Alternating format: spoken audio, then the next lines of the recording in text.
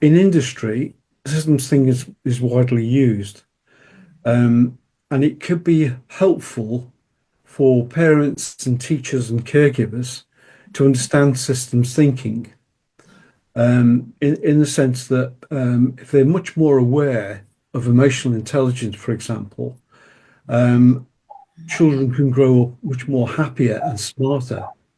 So we know that through teaching, even on MBA level, that we taught children, when I say children, grown ups, with emotional intelligence, and they're much more capable of achieving better exam results, for example. So, and it isn't really just my opinion. This is World Economic Forum, which has identified emotional intelligence as a really important skill set, which helps to build relationships, and interpersonal skills. So there's effective oral and written communication. So it's not a completely new thing, but really important for developing skill sets with young people. We've done that with, like scientists. We've done that with certain corporations with scientists teaching them emotional skills. So it's important that I think we can transfer all of these skill sets to younger people. And the reason for it is that it enhances skill sets, ethics and well-being, creativity beyond borders. So it encourages creativity. We all know that's important for children, but rather than suppress it as they get older, we should really be encouraging it in some way. So that's sort of my journey so far, is about empowering young people with creativity, but also with systems thinking, so that they're much more aware of the environment. And if you imagine a plant that needs to be nurtured, well, children are the same. They need to be nurtured and, in a sense, um, you know, helped on their way to understand the world that they're in, but much more aware of how they make better have better relationships with other children. This is an example of this. I'm sure you probably all agree that sharing reading, for example, is really good. Building their self-esteem through maybe their reading skills is all positive. Um, and this is being used, for example, giving an example, I've been introduced to as a panel into a company where there is problems in the communication process, or there may be a degree of bullying and so forth. So what we've done is we've introduced ideas such as emotional intelligence, which precedes systems thinking, which looks at mapping out relationships. So we've made some notes here about leadership skills, having more flexibility about how we approach problems, for example. And maybe it sounds like meta innovation, sounds like a mouthful, but nevertheless, it's about creativity and working together to produce creativity and building teams and so on. So I've been invited to introduce systems thinking into companies, some big name companies, and I think all of these skill sets could be transferred into schools and for parents, and teachers and caregivers. So this is an example of, if you like, encouraging a growth mindset, helping children to grow. So we're not actually trying to replace the curriculum. We're just giving them some aspects of understanding how systems thinking can help them think better, and has huge implications for health, education, well-being, and science. So in some respects, I'm a pioneer, but we've been doing this for about 20, 30 years, so it's not that pioneering. It's just that a lot of the public sector don't adopt these processes, but they're really quite powerful, especially for learning. So, as you might expect, if they are solving problems, with a no blame culture, in a sense, embracing mistakes and so forth, all this is conducive to better problem solving. And I've worked with scientists on this basis, and it's worked. So here I'm just showing you through personal experience, actually, our whole family, we fostered children, and we used the same processes that we use at C-suite executives, and we brought it for the foster children. So in this first-hand experience, we brought the same sort of skill sets to young people who were coming from damaged backgrounds, and it worked for them, and so much so that a lot of the children volunteer for school plays that were, previously crying every day, for example. So we know that these are quite powerful techniques to enhancing individual prowess and team building exercises. All these are really important for personal development as well as community development. So we've actually done what we call a moonshot initiative. And this is a website we've created. It's at the very beginning. It's only very crude at the moment. And we're looking for some serious funding for this, which could be global. And that's our ambition, that it should be global.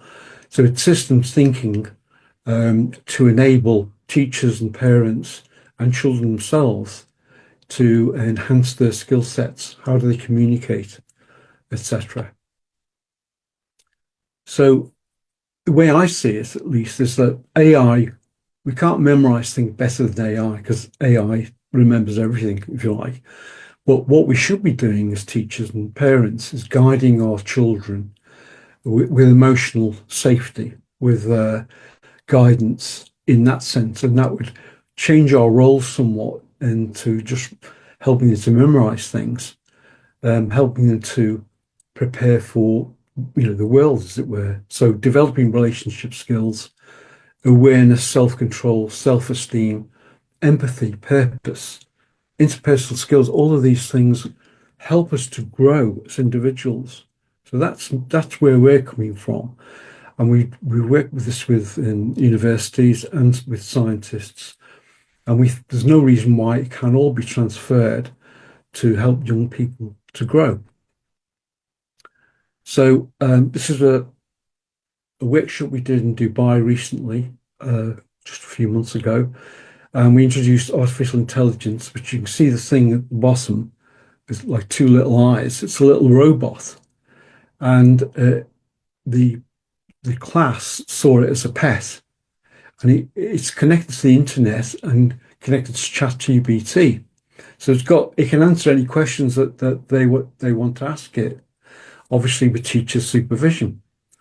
So we can use AI as a huge advantage and then our role maybe as teachers and parents could be guiding, their ethical growth, etc.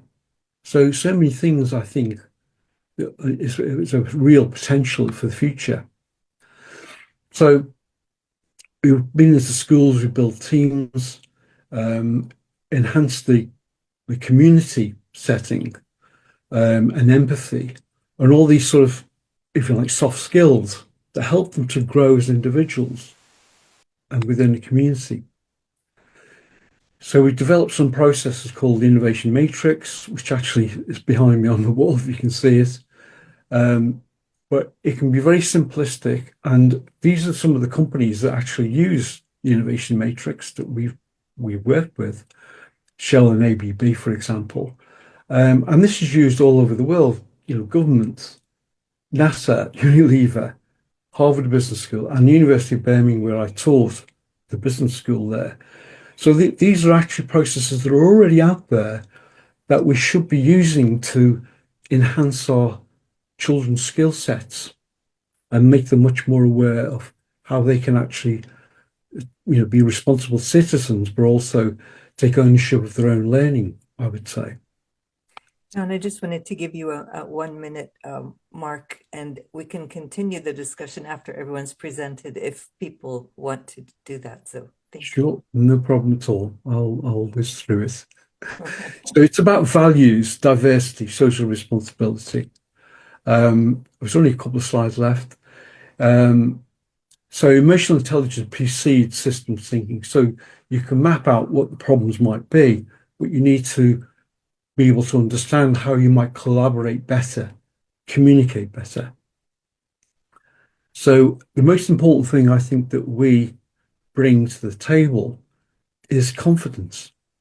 When we were working with foster children, their self-esteem was so low because they come from damaged backgrounds. We enhanced their skill sets and their confidence so that they felt they could actually be empowered and do things in a much more responsible and self-loving way. So confidence is probably the biggest thing that, this isn't changing the curriculum, it's bringing confidence to the table. Only a couple more slides. So this is some of the ideas. I say the Sharjah government have supported this, and they've allowed us to go to Dubai and actually enhance the learning skills of the children involved. These are between 8 and 13 years of age. And I just wanted to sort of say something. This is like I've got an award here. You can see at the top slide for future communication skills. And they've had the foresight, the Sharjah government, to understand that this is really a powerful way to enhance the school learning in Dubai. So why shouldn't the rest of the world get on board? So I just wanted to say there are many unsung heroes. This is a journey that we're all facing. And I'd like to pay tribute to every one of these people, just like you and me. It's about our children's future and their welfare. And I meet a lot of these people from all corners of life. And we're all on the same path. We want to enhance our children's learning and the next generation and the generation after that. So that's why I'm here. And obviously, I'm here to support what you guys are doing as well as joining us all together, which is what we should be doing, I think. Thank So you. I'll shut up now. Thank you so much. Go ahead, Miranda. That was a very in-depth description and very true. Emotional intelligence and communication is so important. And even as Karambir said in the chat, that systems approach is so crucial and gets children to consider the big picture with the details and reasoning is something our kids, have been lacking for a long time. If it is okay, Joy, would you like to go next? Joy is president of Wired for Success, the Joy of Neuro, director for the Office of Early Childhood Development and Professional Support, and a behavioral coach. She supports adults to understand challenging behaviors through a neuroscience lens. So, hi everyone. Yeah, I changed my topic for this session at the last minute because parents as change agents. And I work with a lot of parents who don't know what to do with their children. I work with a lot of schools who don't know what to do with these children. I pretty much work with the kids that people are like, can't you just take them to an island somewhere and keep them happy since you like them so much? And I'm like, yeah, not a thing, not a thing. But anyway, so I changed my topic here to, no one's going to like me, the power of discomfort. And hey, I don't like myself. I'll just be honest with you. I don't like when I make myself get up in the morning and go to the gym, but I have to do it. And what I'm seeing working with these kids and working with a lot of parents is there seems to be a shift of I don't want my child to face discomfort. One of the jobs I have right now is working with athletic teams to build mental resilience. I love it. I love working with athletes, building mental resilience, explaining their brain. And one of my teams is very new team in a losing season. We had playoffs and 3 of the players didn't show up for the last playoff game. I'm not mad at those players who didn't show up. I'm upset at the parents who didn't make the kid do the hard thing. You show up.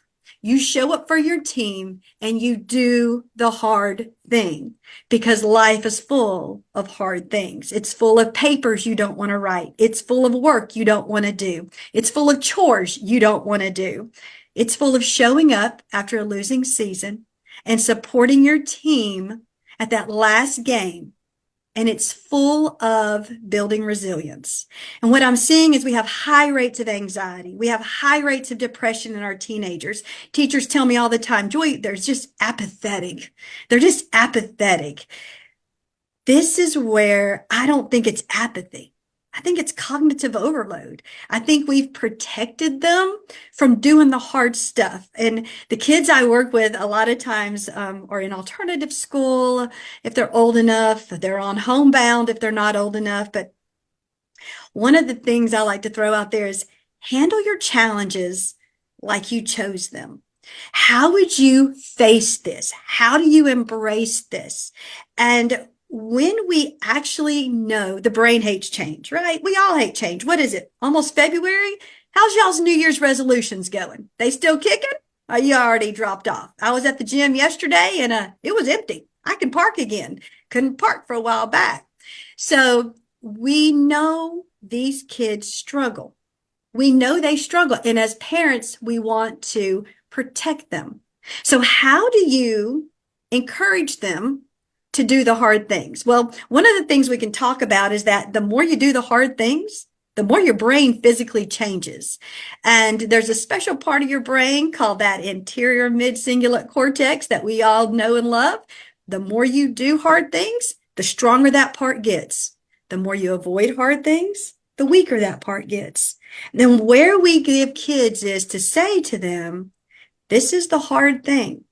This is what we need you to do.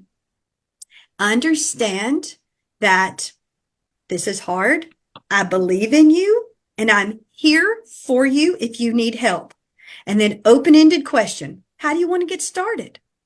If they say, I don't know, 2 positive choices. If they say, I just don't know, assertive command, then back up to open-ended question. So let's make this a parent conversation. Let's make it a little simple. I've got a child who doesn't want to clean their room and it's nasty. It's a mess. It's what they have to do. It's a chore. I got a lot of kids who have no responsibilities. I would love that life, but it's a chore. And so we say to them, your room has to be cleaned today. I'd like it cleaned. I don't care if you even give them a time by 5 o'clock. How would you like to start cleaning your room? You let me know. I don't know. Fine. Do you want to start with the laundry on the floor? Or do you want to start with picking up the toys? I said I don't know. Phenomenal. I'm going to grab the laundry basket. I'm going to come right back. And we're going to grab the laundry together. Make sense? I'd be right back. Come with the laundry basket. You ready to go? I don't know. Great. I'm going to grab the darks. You're going to grab the whites. Let's see what happens. I don't know. Great. Grab the whites. I'm going to grab the darks. Let's see who can better. When they start open-ended, you ready to pick up your toys? Yes. There you go. You back off and you come back in. What that does is it drags them from being stuck in cognitive overload. It drags them from not knowing how to get started to moving forward. I've got a lot of kids who are afraid of failure. They're just afraid to fail, so they take no risk. Learning is risk-taking. So learners take risk every time you learn something new. I've got to have some risk takers in there.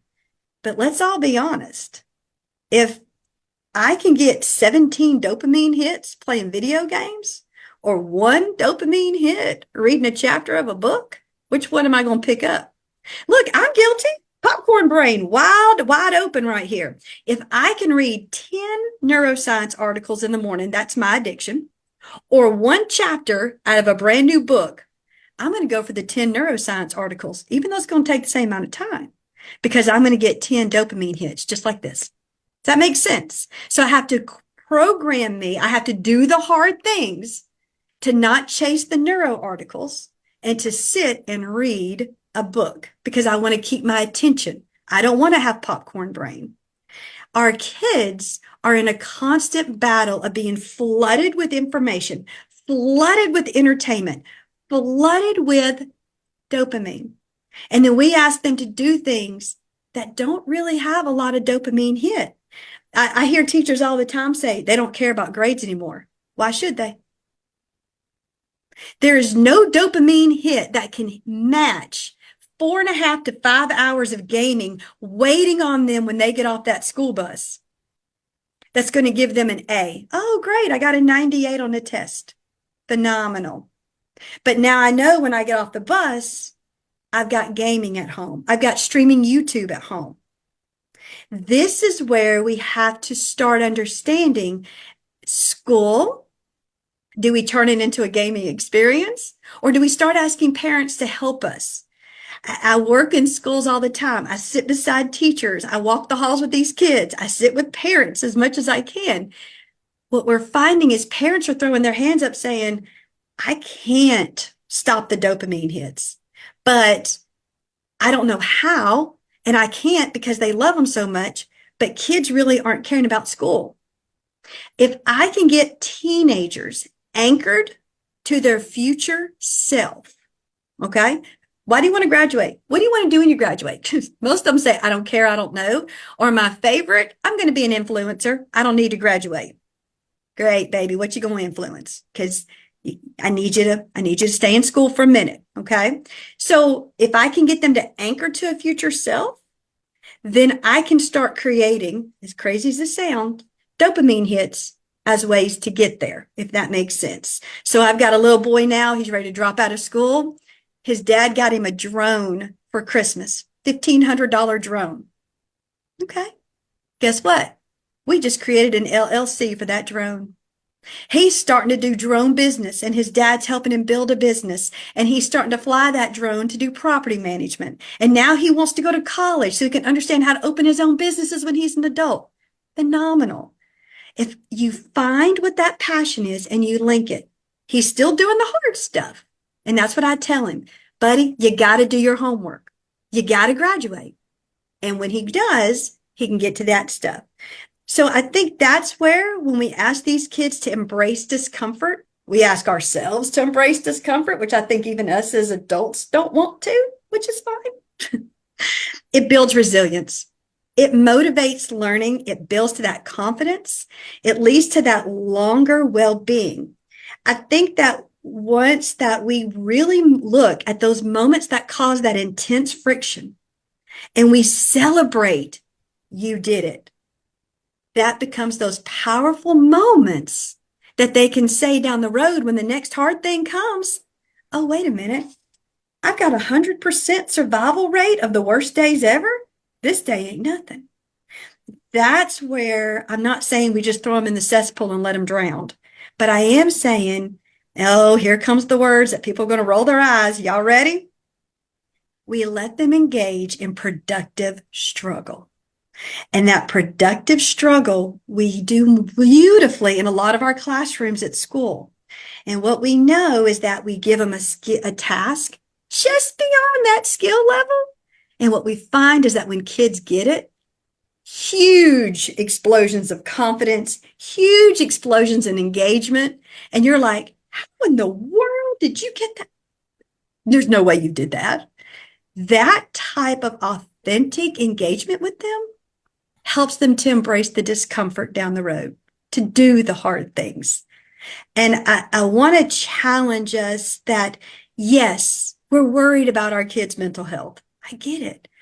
But are we so worried about their mental health that we're not letting them prove that they have the resilience and they are strong and they are confident to do the hard things down the road? Because we're not going to be here forever to help them when they're 30 and 40 years old. When I get these kids that no one believes in and I'm the only one that believes in them, it is so funny to me how many of these kids light up. Yet I'm one of the hardest people on them because my expectations for them are high. Now, I know you might need a little bit more steps to get there. I'm there. I'm right there with you. I'm not letting you drown, but I am going to let you have that productive struggle. Now, my background is education, so I'm a teacher first, mental health second, neuroscientist third. And the reason I tell you that is because when I see productive struggle in classrooms as a teacher, teachers know what this is. Parents, you know what this is when your toddler's trying to put their shoes on the wrong feet and you kind of back up a little and you go, try again, swip them around, and you give those words. That's productive struggle. And then when they get it, how proud is that 2-year-old? Yeah, they're unstoppable then. Sorry, just want to give you the 1 minute mark.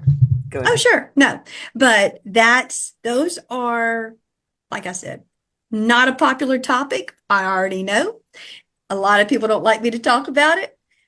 But what I see is we are having a lot of kids with task avoidance, cognitive overload, anxiety. They are diving into social media, diving into their tech, diving into games instead of looking up and connecting with people around them and doing that authentic engagement and not saying, you know what, I'm going to show up to this last game for my team. But instead of saying, I don't want to do that because it's too uncomfortable, so I'm not going to show up. That's where I think we need to challenge our children a little bit more. And dare I say, even us, to be a role model for them, that we put our phones down when they're in the room. We engage with them. We go back to sitting down and having conversations with them, not regulatory, but literally engaging. Last thing, have y'all heard of the 2x10? A golden rule for changing oppositional defiant behavior, 50%? It's crazy. Johns Hopkins does research on it, Harvard. This tells you how desperate our children are. You ready? 2 minutes a day for 10 days. 2 minutes you sit and you listen to a child talk about whatever they want to talk about for 10 days will drop oppositional defiant behavior by 50%. Look it up. The research is amazing. If that is not indicative of how bad our kids are missing connection, I don't know what is. And a lot of times it's just so much easier to hand on the phone and say, see you in the morning. Do the hard things. Thank you. Thank you. That was awesome. I honestly, when I read your topic, at first reading the title, I was like, oh man. But when I read it, like more details about it, and even after you speaking, it's honestly very important. I kind of went through that teaching my daughter that, because I honestly can be very lazy about working out. And the other day I was meditating and I sat myself down and I was like, look, I know I don't want to do this, but I know I have to do this. And so basically had to tell myself to get over it. So I told my daughter that the same way. I'm like, look, I'm doing something I don't want to do. You have to do it too, you know? And so, yeah, it kind of, I don't know if it's the right way to say full circle for me that you're speaking about this. Really awesome. I don't know. Can you guys see my screen anymore? Did you even get to see Joy's little picture? I don't know. No, it didn't come up. It's fine. They're fine. It's not, they're having a great day. You don't need to ruin it. No. Okay. Well, next we are going to hear from Dr. Lamore Liraz. Let me see if I can get it to pull up. Being a little stinker. Can you see it? No, No? you're not sharing. Hi. Okay. Hello, everyone. Would you like for me, Miranda, can I share my screen now? Yes, you can. Sure, go for it. I was Okay. going to do your intro, but go ahead. Okay. You can share the video at the end. How does that sound? Okay. Okay. Go.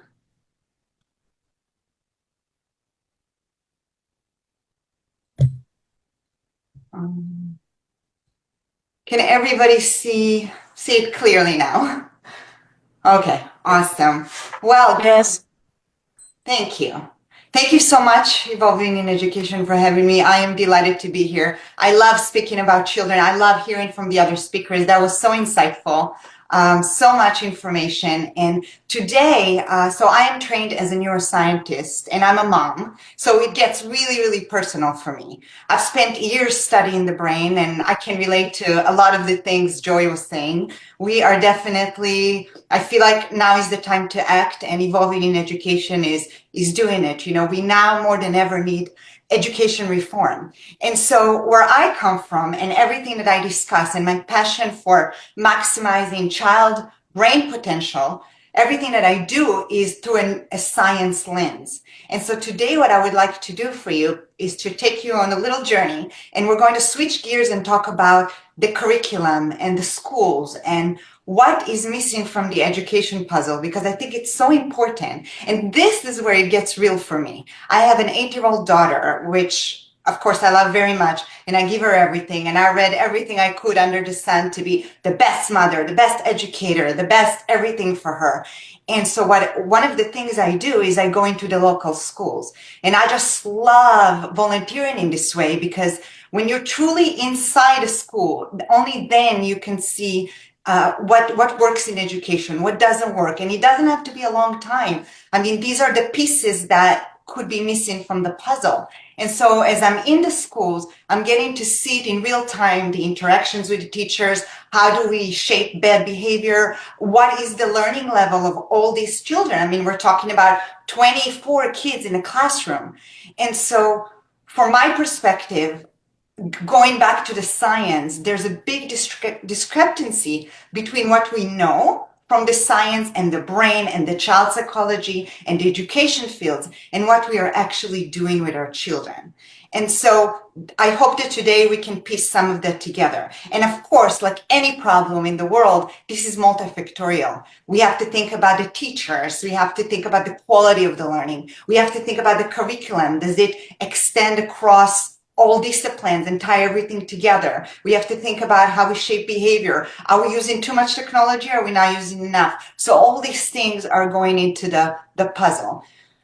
Okay, so, all right, so here's the scary truth. I found some really disturbing statistics that I want to share with you this morning. So first of all, how could it be that we are living in the United States, the most powerful country in the world, yet studies are showing that our children are falling farther and farther behind other nations? There's been statistics coming out a couple of years back. There's an organization that does international testing and comparing in disciplines like science and math.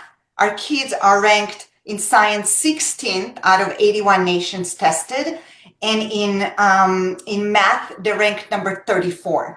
And they showed in those studies that the top 5 nations are all from the Asia countries. So that's pretty scary, right? I mean, the question is, what is going on? We also know that if you trace education and what they've done in the schools in recent years, we also know that programs such as physical education, which is so important for our children, the arts, whether it's dance, music, theater, all these programs in certain schools and certain areas around this country are being cut back. But in favor of what, you may ask? Well, the teachers are spending the time teaching the kids for the tests. We're talking about these national standardized tests because we always, in our test happy culture, we want to compare everything. We compare kids to one another. We compare school districts. We compare classes, right? And so the point is that when we are a test happy culture, focused on testing and studying for the tests, once again, as people have referred to, memorization of facts, that doesn't work. We have to somehow find ways to really ingrain this learning in our children. And so some schools even go as far as sacrificing recess time. And this is what you could see here by this article, The Death of Recess in America. A real article, super fascinating. Look it up if you can. But some schools are going far to cut back recess. But we know from the neuroscience that recess is amazing for children. I mean, when you are playing, you are learning. And if you chop away that playground time, you take away their time to run with friends, you cut back on that social emotional learning, you cut back on critical thinking skill, negotiation, all these things that children are learning naturally. And so that's a huge problem. On the other side of the coin, there's I love looking into Harvard research. So there's an article called The Scary Truth about how far behind our American kids have fallen. And so in this article, you could trace test scores pre-pandemic and post-pandemic. And you may say, okay, well, could the pandemic has had something to do with this? The answer is no. As we know, children are resilient. We are already a few years past the pandemic. And we see, if you look at the screen here, you could see a big gap between pre-pandemic scores and 2 years post-pandemic. When you compare the scores in reading and math, the gaps are 30% in reading and 18% in math. So obviously, we're doing something wrong. And another point I want to make is that some schools, I live in the state of Wisconsin in the United States, and here we are ranked really high in education. This is world class.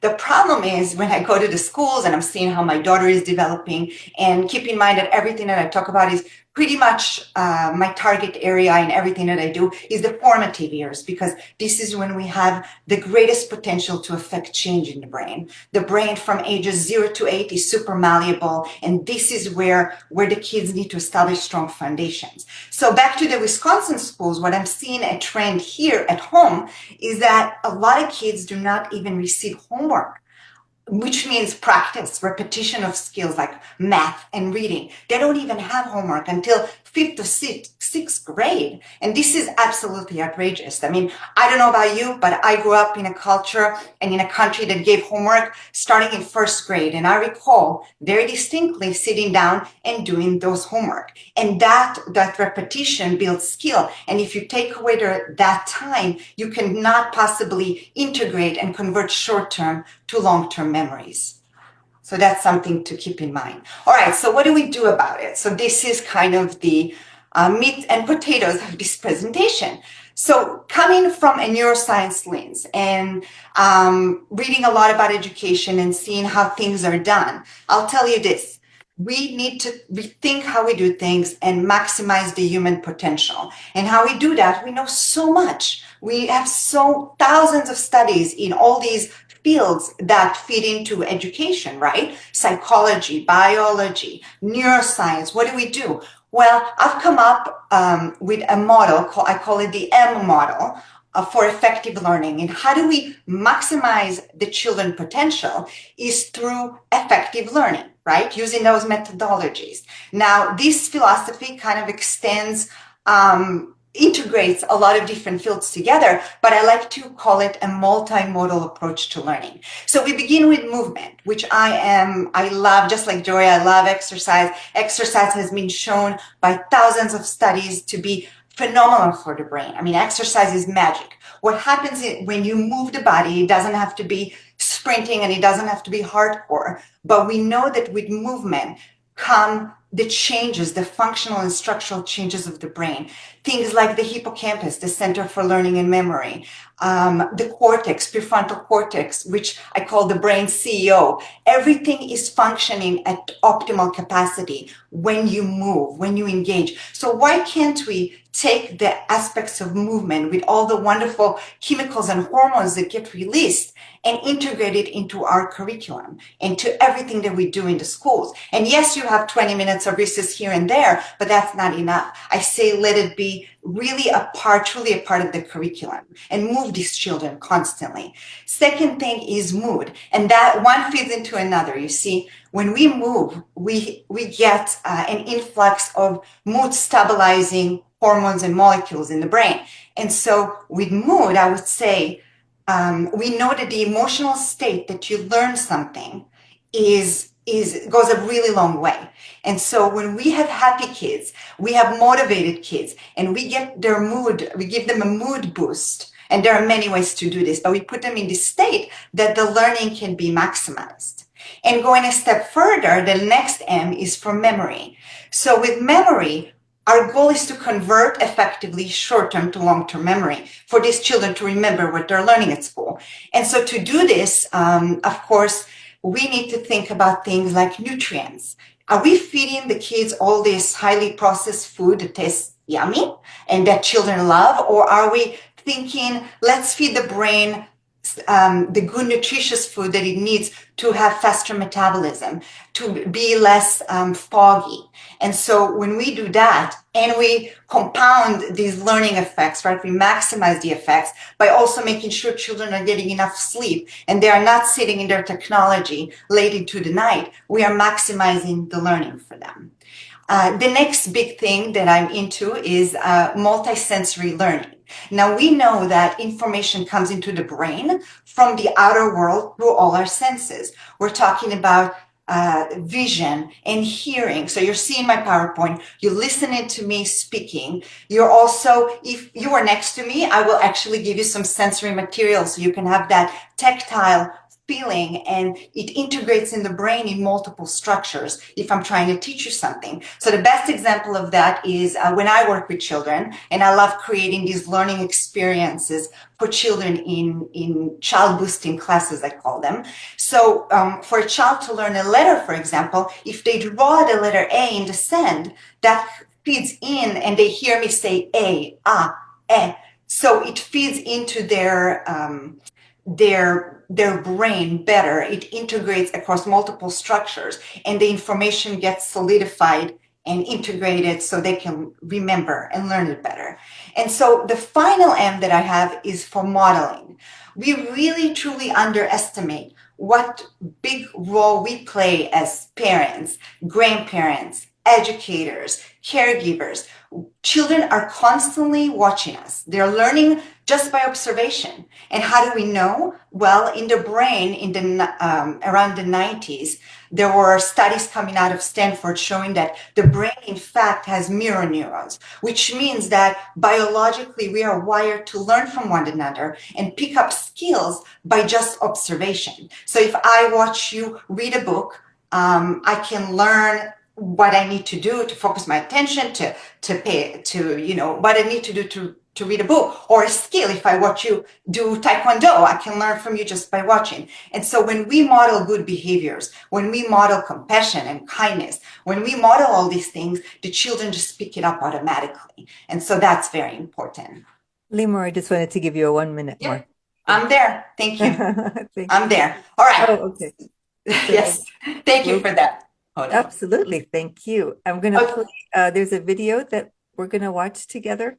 Yes. So I'm going to share my Yes. screen. So as you load this up, so I want to leave you with something a little bit inspirational. I found this, I thought it was phenomenal. There's a teacher in China giving her children brain breaks unlike anything I've ever seen before. So before you play the video, just to let you know what a brain break is, if you don't know, in the classroom, the kids need to reset the brain. They cannot just learn all day. So teachers normally go on YouTube, put something like gentle yoga for children or brain break, like a dance brain break, something like that. But this teacher in China has taken this to a whole other level, which I want you to see this 30-second video.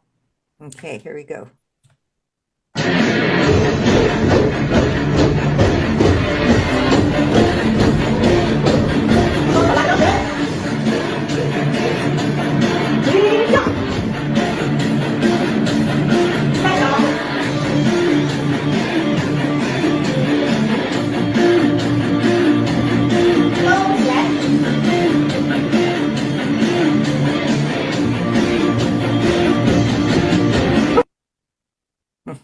Okay, so this is, I don't know if the streaming was fast enough to keep up with the movement. These children are sitting down and they're moving in their space, and they're not only activating their, physiologically, of course, a lot is going on. They're getting their heart rate up, they're breathing, blood is flowing, heart is pumping. But not only that, but the choreography takes a lot of mental power. And it's just so wonderful what we can do and the potential to maximize their learning. So thank you so much.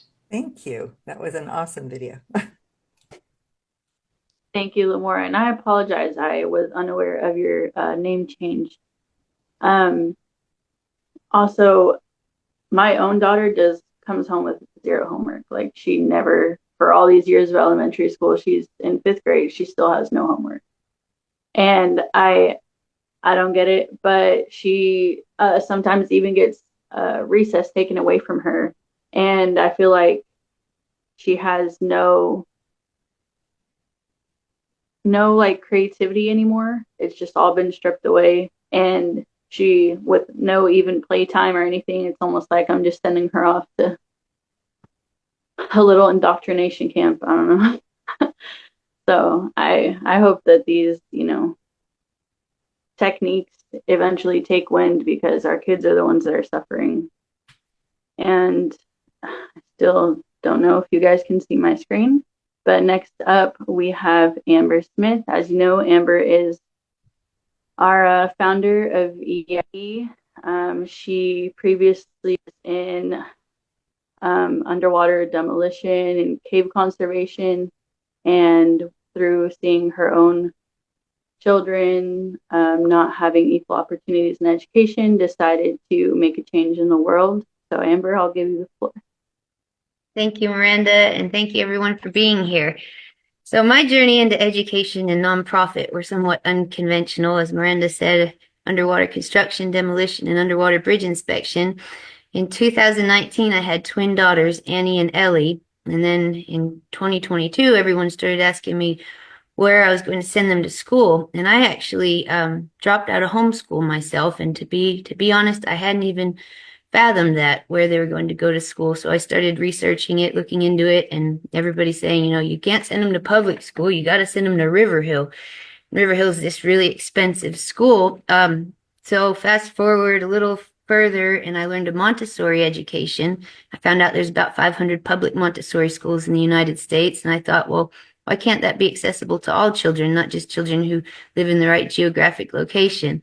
Then I learned of Waldorf school, Reggio Emilia, wild schooling, unschooling, forest schooling, all the different types of holistic education. So I got the idea to form a movement, essentially, to combine the best practices from both traditional and holistic education. We started as a Facebook Messenger group, then grew to about 90 members, and one of our members was able to build us a Facebook group because I couldn't figure out how to do it. So we got the Facebook group, and then fast forward to June 22nd, 2023, we received our nonprofit status, and we've been holding monthly focus groups with educators, parents, administrators from around the world, teachers. We have built partnerships. We've been building our programs, working on building our LMS, our learning management system, and our knowledge management system, getting our tech department set up, getting all of our operations in place, our board, been raising funding and awareness, and just excited to be on this journey. I feel it's so important for parents to take the initiative to try to ensure that their children, not only their children, but that all children have access to enriching education, because I believe education is a right.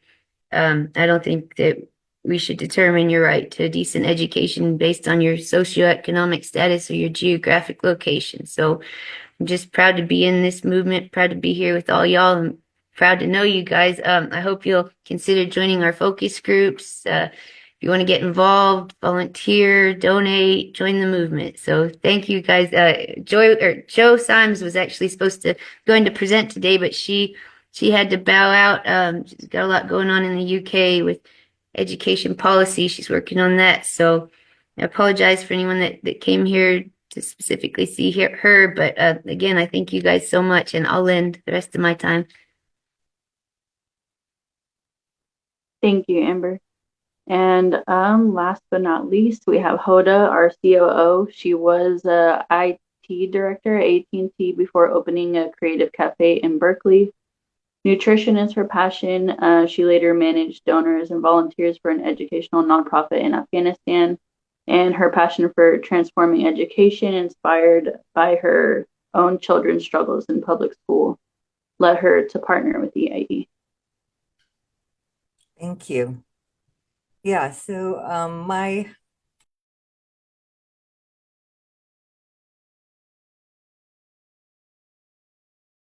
Sorry, you're muted. Good, you didn't miss anything. So thank you so much. My focus the last few years has been on nutrition because I counsel adults on how nutrition affects both their emotional states, their physical health, their ability to recover from any kind of health challenge. So, and I'm a chef, and in my family, we're all cooks, and food is a very central part of our lives. So I've married two things that I'm very passionate about: my concern for children and my knowledge of what food can do and what it is doing. Unfortunately, we don't see it anymore as what is literally feeding our cells and creating our tissue. And it's just all about taste and palate and fun and quick.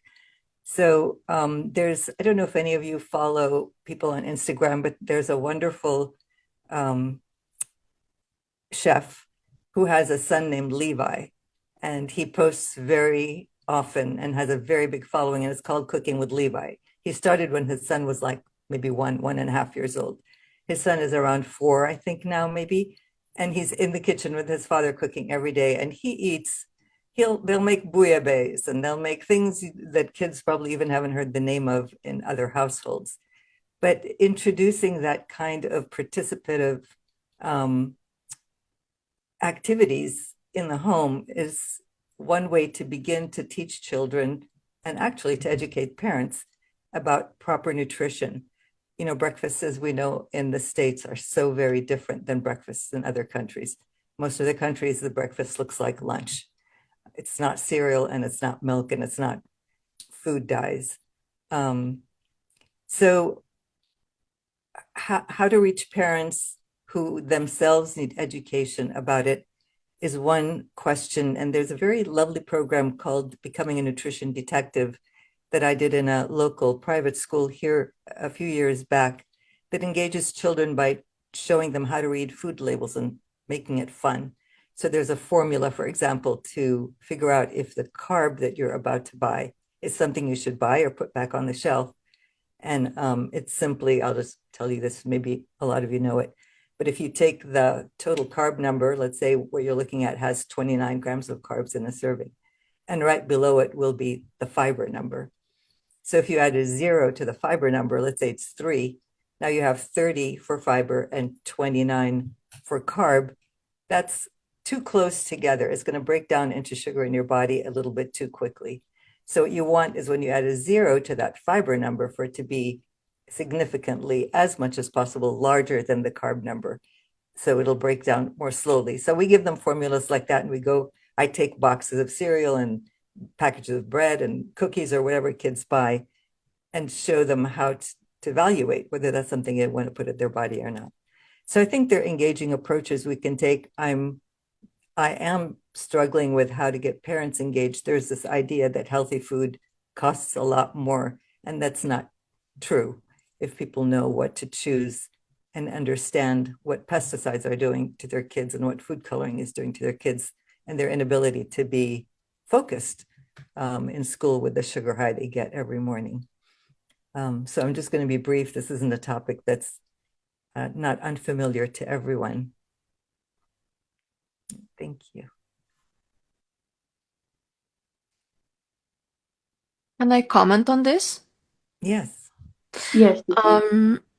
My child had some developmental issues like autism spectrum, and I helped him by cutting off all sugars. Everything that contained sugar, it was off the plate for 8 years. None of our family ate any sugars for the next 8 years. And I could say also the grains, I cut off the grains as much as possible and introduce healthy fat. And I can say that his cognitive skills improved greatly, and also was not violent, so more so much upon other kids. So I can say that the diet plays very crucial role in this. Yes, absolutely. I come from a very large family and I actually have 32 great nephews and nieces, not just nephews and nieces. And I've watched, depending on the household they come from, which one of my relatives, the difference in their attention span, how they behave when we have family outings. And it's so obvious that the kids that have more access to candy and cookies and, like you're saying, have bread with every meal, behave much differently and are not in control of their body as the kids from the other kids, my nephews and nieces who eat a healthier diet. So yeah, it's very, very obvious. Thank you guys. And also, if anybody else had any questions or comments, we are now going to move on to questions. There are some questions in the chat, but if anyone wanted to just start and then we can go.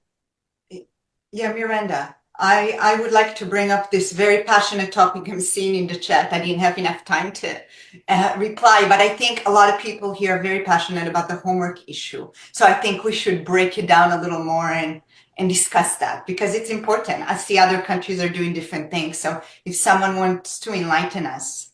The only reason I will just say one sentence on my end as a scientist, I've been reading a lot into education, what works, what doesn't. And from what I'm seeing, the big thinking minds in the country, what they've suggested in their books that I'm reading is that without homework, you are going to lose those skills. You're going to lose those children.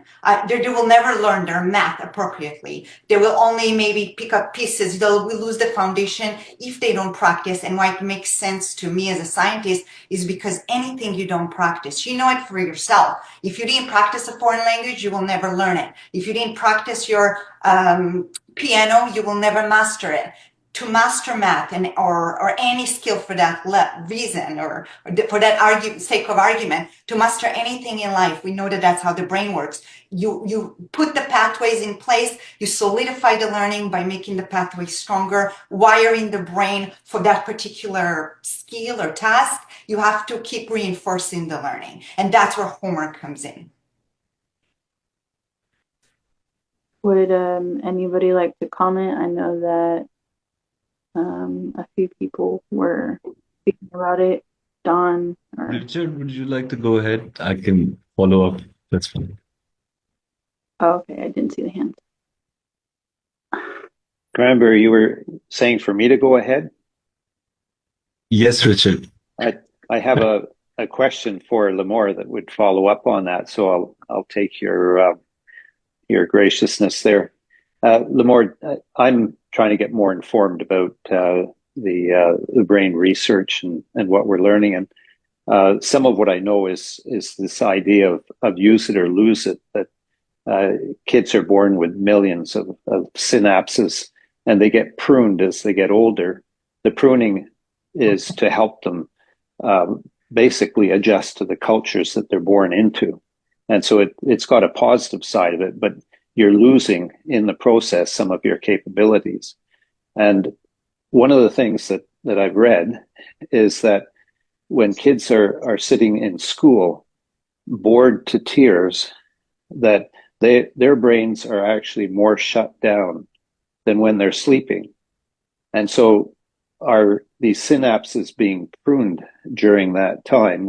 That's one of my concerns. Another is that if this is the case, if your synapses form on the basis of what it is that you're exercising, then what are the possibilities that this impression that we have that young people, their executive function area is not developed because it's just a developmental thing?